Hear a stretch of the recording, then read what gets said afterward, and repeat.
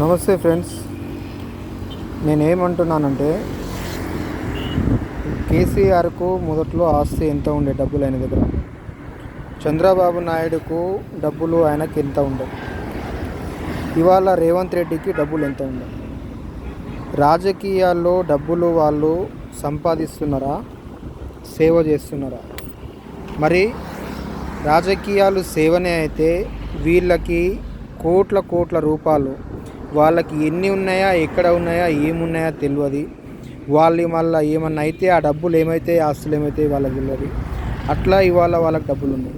ఏదైనా కానీ, ఎవరన్నా కానీ రాజకీయంలో అంటే రాజకీయం అనేది ఏమవుతుంది, రాజకీయాల్లో డబ్బులు ఏమవుతున్నాయి.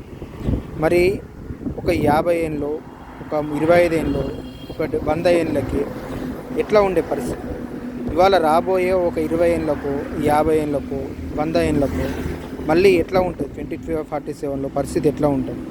మరి డబ్బులు రేట్లు ఏ విధంగా మారుతున్నాయి, రేట్లు ఏ విధంగా పెరుగుతున్నాయి, ఈ డబ్బులు అనేది ఎక్కడ వెళ్తున్నాయి, ఎవరు ఖర్చు పెడుతున్నారు, ఎవరు ఖర్చులు పెట్టిస్తున్నారు, ఎవరు సేవింగ్స్ చేస్తున్నారు.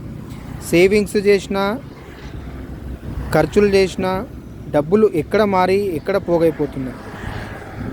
కాబట్టి రాజకీయంలో ఉన్న కార్యకర్తలు కానీ, రాజకీయాలు చేస్తున్న వాళ్ళు కానీ, చదువుకుంటున్న విద్యార్థులు కానీ, ఉద్యోగులు కానీ, ఇవాళ ఉద్యోగం అనేది ఎంత కష్టంగా ఉంటుంది, బిజినెస్ అనేది ఎంత రిస్క్గా ఉంటుంది.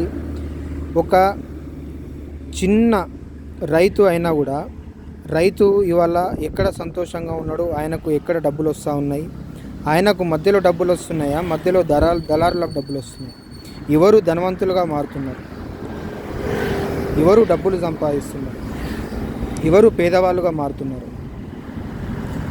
కాబట్టి మీరు ఒక్కసారి ఆలోచన చేసి కామెంట్లో చెప్పండి, రాజకీయాలు ఇవాళ నడుస్తున్నాయి కరెక్టేనా?